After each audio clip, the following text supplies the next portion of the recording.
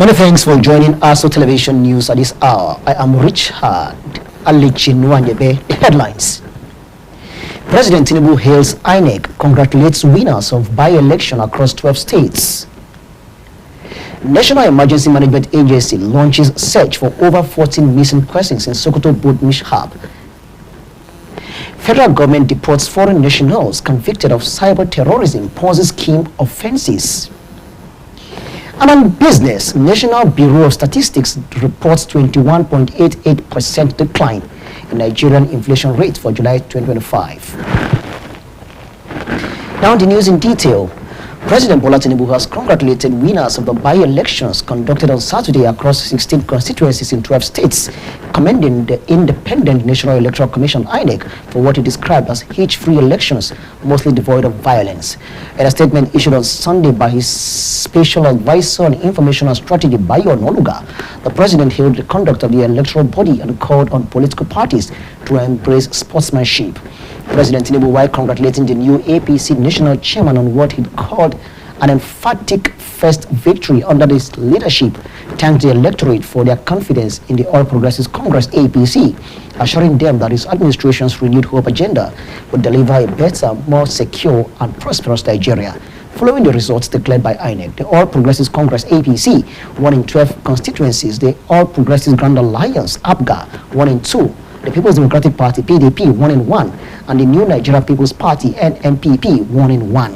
President Tinubu applauded all political parties and candidates who took part in the polls, urging them to continue to be guided by the spirits of sportsmanship, fair context, and magnanimity, which are enablers of enduring democracy.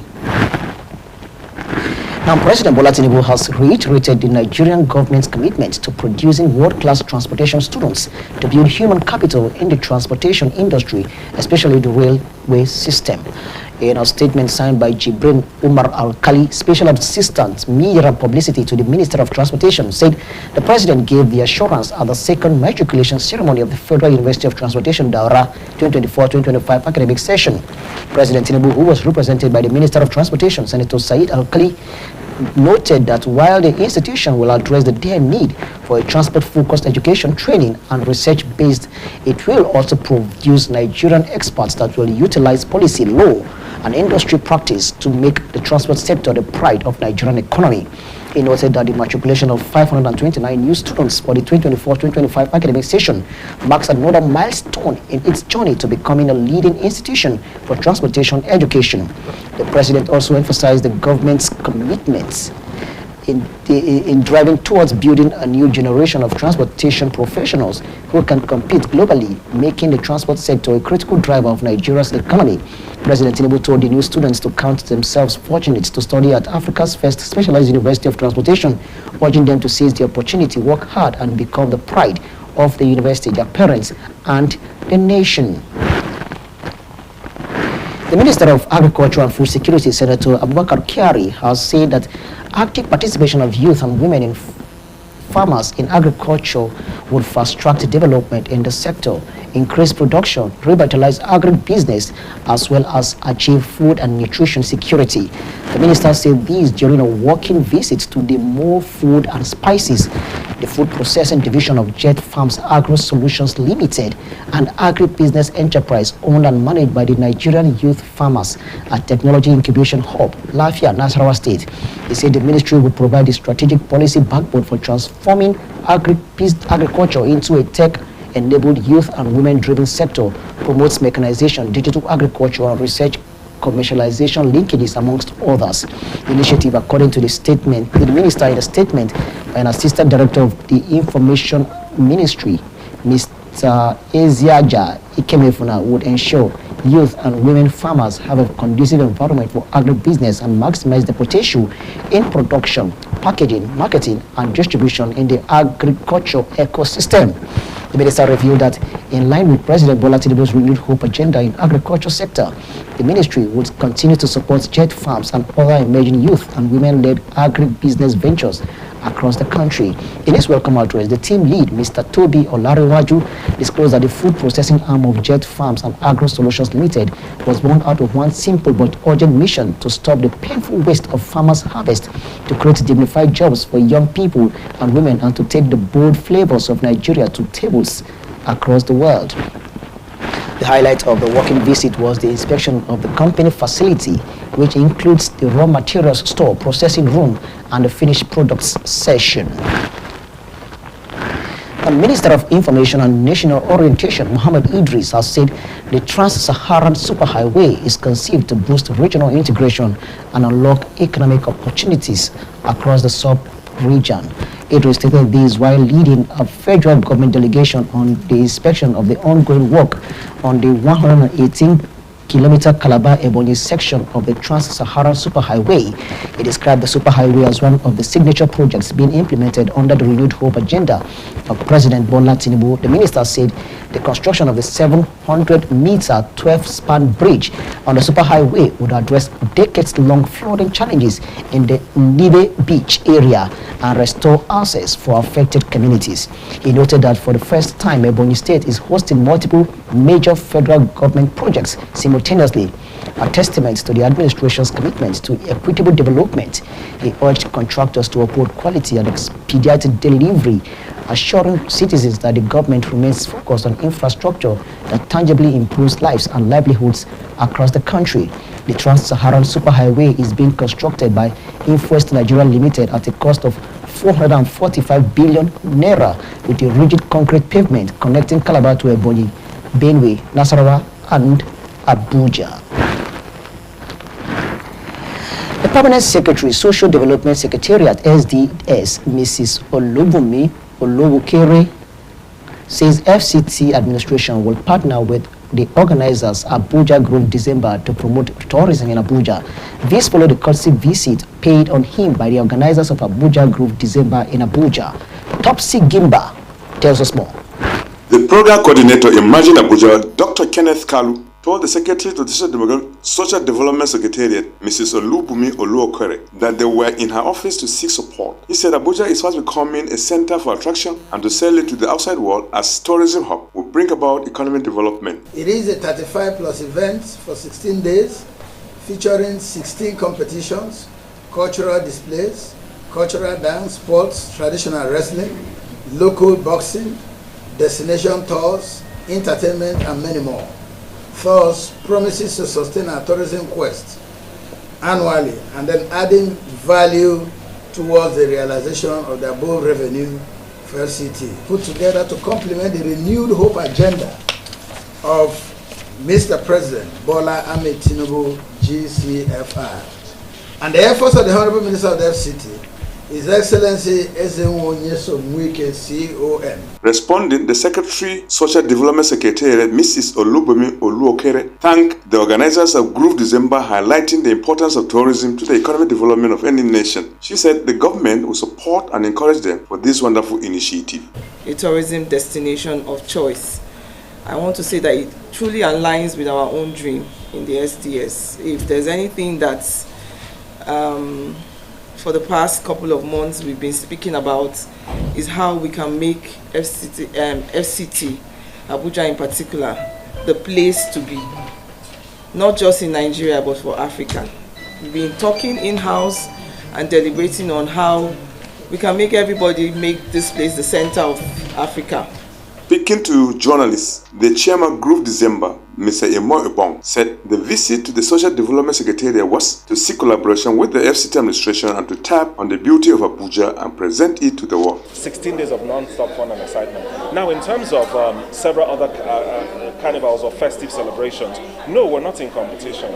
If you keep going to Carnival Calabar, every year you will enjoy it. But do you want to keep enjoying the same thing? So the more the merrier. We're creating an option, and what is unique about what we're doing is that we're not selling what Calabar Carnival or Carnival Calabar is selling. We're not selling what our Gungu Fishing Festival is selling. We're not selling what Ojude Oba is selling. What we're selling is what makes Abuja unique. And of course, by extension, we're mobilizing Nigeria, Nigerians in Nigeria, Nigerians around the world. Abuja Groove December is part of the strategic plan to foster tourism in the city. Topsy Gimba, ASO Television News. The Federal Capital Territory Muslim Pilgrims Welfare Board has commenced registration of intending pilgrims for the 2026 Hajj exercise. Director of the board, Alhaji Kadiri Eda, disclosed this at a meeting in Abuja, calling on residents who wish to participate to begin the process early. According to him, intending pilgrims are required to make a minimum deposit of 8.5 million naira, equivalent to about $5,667,000 as part of the booking arrangements with the board. He explained that the payment must be made through a bank draft from any commercial bank payable to the FCT Muslim Pilgrims Welfare Board, Abuja, before the deadline of December 2nd, 2025. The director further stated that applicants must submit the bank draft along with their international passports to board officials across the 6 area councils of the FCT. He stressed that the registration will be conducted strictly on a first-come, first-served basis and warned that cash payments will not be accepted. Eda also advised residents who deposited money with the board in previous years but could not perform the pilgrimage to declare their intention before the deadline in order to secure a seat for the 2026 exercise. He assured that the board has introduced new strategies aimed at improving services to registered pilgrims. While cautioning against dealing with unauthorized third parties, the director urged intending pilgrims to transact directly with the board. He reminded them that the official Hajj fare is determined by the National Hajj Commission of Nigeria, NACOM, and warned against making additional payments outside the approved package. The National Emergency Management Agency, NEMA, says rescue workers are searching for more than 40 people after a boat accident in Nigeria's northwestern state of Sokoto. The emergency agency said in a statement that about 10 persons have been rescued, with more than 40 passengers remain missing. NEMA said it has deployed its response team to support ongoing rescue operations following a tragic boat accident in Sokoto State on Sunday. The Director General of NEMA, Mrs. Zubeida Umar, activated the agency's response immediately after receiving reports that a boat conveying over 50 passengers to Goronyo Market had capsized. As of the time of this report, about 10 persons have been rescued, while more than 40 passengers remain missing. Umar said NEMA, in collaboration with local authorities and emergency responders, is intensifying search and rescue operations to locate the missing persons. The agency reassured the public of its commitment to saving lives, providing timely updates and coordinating all necessary support for the affected families. The Chief of Naval Staff, Vice Admiral Emmanuel Ogala, says Nigeria has recorded 0 cases of piracy in the last 5 years.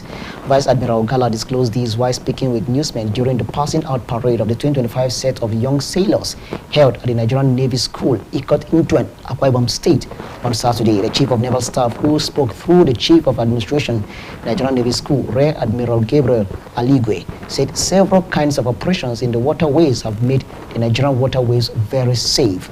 He said for about 5 years now, Nigeria has recorded 0 cases of piracy, which tells the amount of efforts put in by the nation's armed men who constantly patrol the waterways.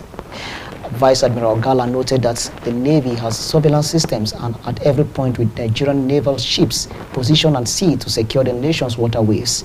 He therefore advised the graduating students to pursue their dreams and remain resilient, noting that the training they have received is to give them proper grounding for a bright and fulfilling military career.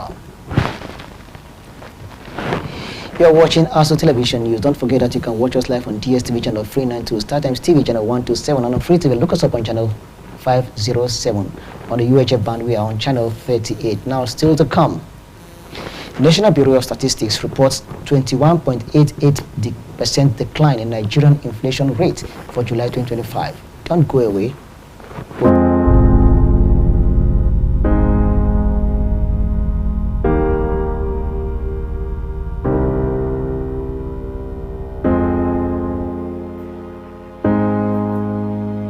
Let's get one thing straight.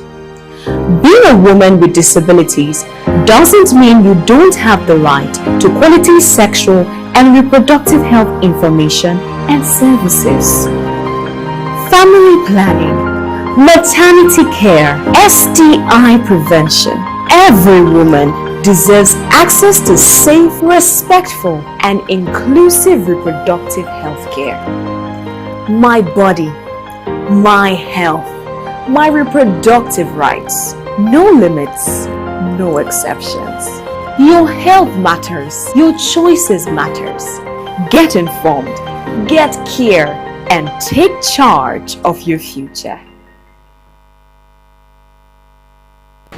The Deacons Assembly of Living Faith Church, Kubwa, in partnership with the Medical Gilead Unit and other service units, recently organized a mega medical outreach in the neighboring Dutse Alhaji community.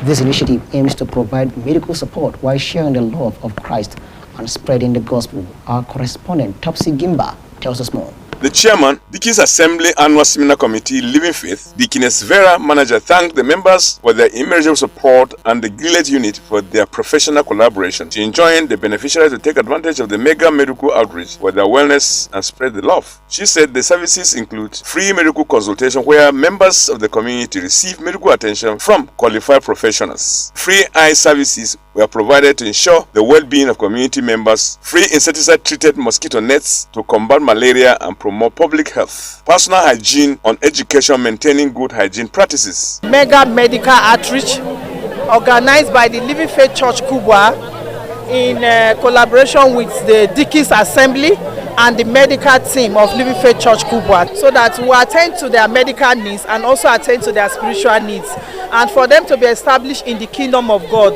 because the great physician is Jesus Christ, so that they can be followed up with the word of God. The chairman of the Deacons Assembly Annual Seminar Committee thanked members for their support and the Gilead unit for their collaboration. The Kikende Olubayo, chairman of the Deacon Board, emphasized that this outreach is part of the church's evangelism efforts to win souls for Christ and bring them into God's kingdom. Today, we are going to administer tests to aged people who have issues with their eye, and we are also going to dispense drug.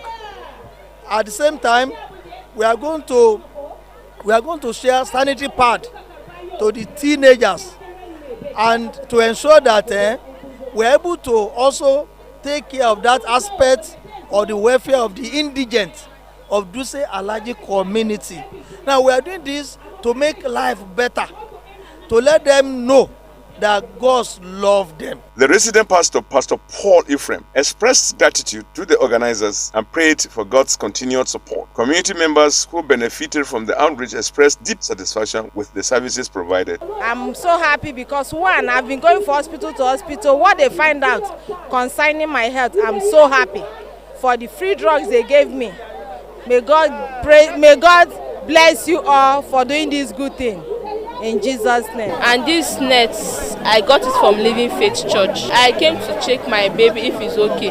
As I see them, where they pass, they give paper. I follow them, say make I come, know what thing they do. As I come here, they check my BP. I tell them how they do me. They give me medicine. I came here because of my health issue. I'm asthmatic, and to see the eye doctors. Yes, I've been attended to very well. Without no charges. They have given me the drugs. They are doing good for the people and for the society. Thank you very much. I'm here to collect drugs, and they already pay attention to me. I want to say thank you for the church, for the protection and the drugs and what they are doing. They are really doing good. The mega medical outreach demonstrates the church's commitment to serving the community while sharing the love of God.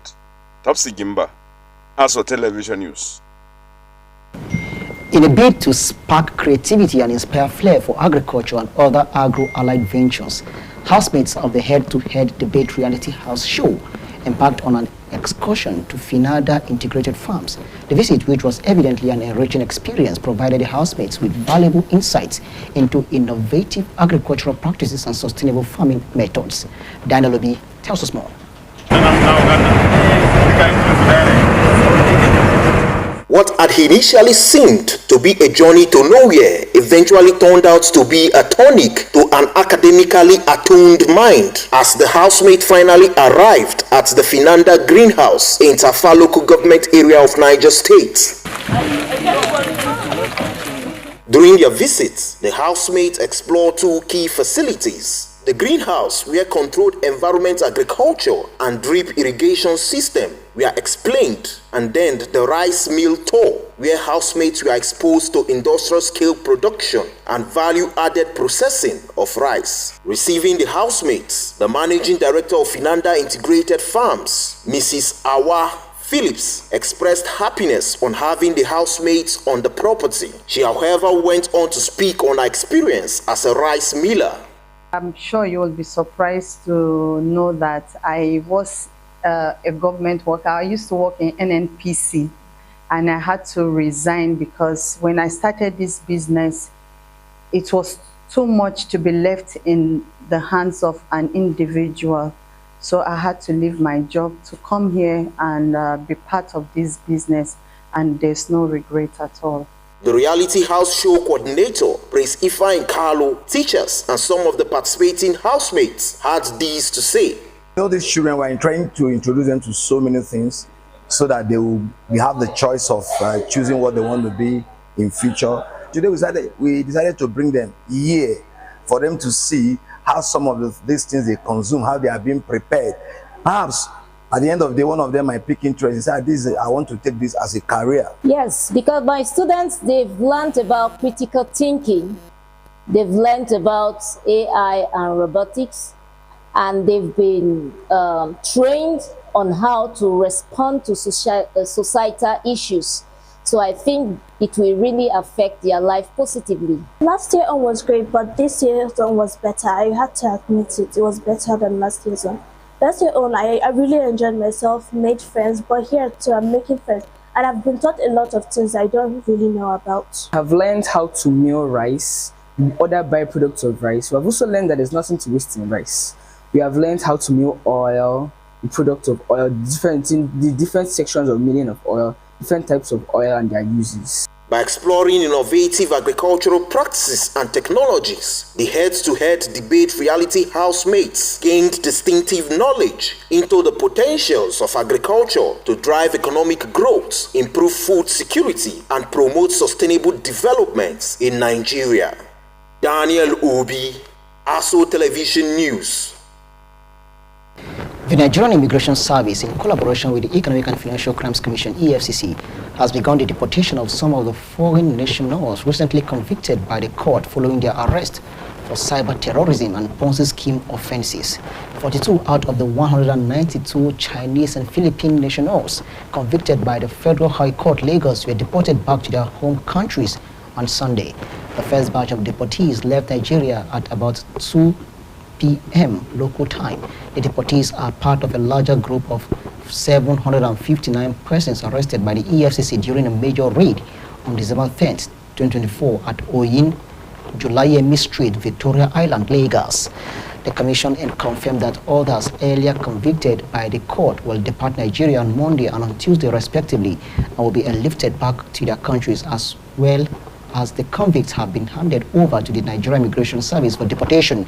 The syndicate had been operating a large-scale cyber fraud and Ponzi scheme before being rounded up in a joint operation.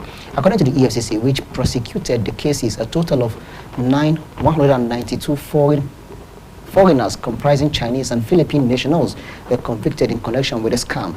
Several of the charges included allegations of using fake identities online to defraud victims, training employees of Genting International Company Limited in fraudulent practices, and other offenses under the Advanced Fee Fraud and Other Related Offenses Act 2006.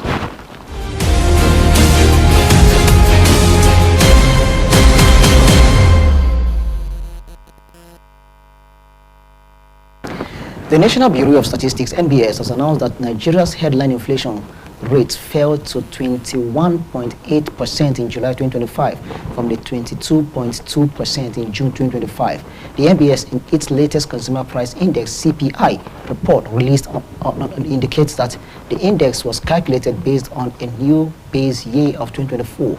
Following a recent rebasing exercise, it added that the CPI rose to 125.5% in July, representing a 2.5% increase from that of June. The Bureau explained that the decline in headline inflation was driven by slower increases in food and non-alcoholic beverages, restaurants and accommodation services and transports, which contributed to 8.75%, 2.8% and 2.3% respectively to the July figure. The MBS also reported that urban inflation was 22.01% on year and 1.8% month on month, while rural inflation was 21.08% year and 2.3% month on month. The report affirmed that Borno State recorded the highest year all items inflation at 34.5%, while Katsina State recorded the lowest inflation rate of 15.6%.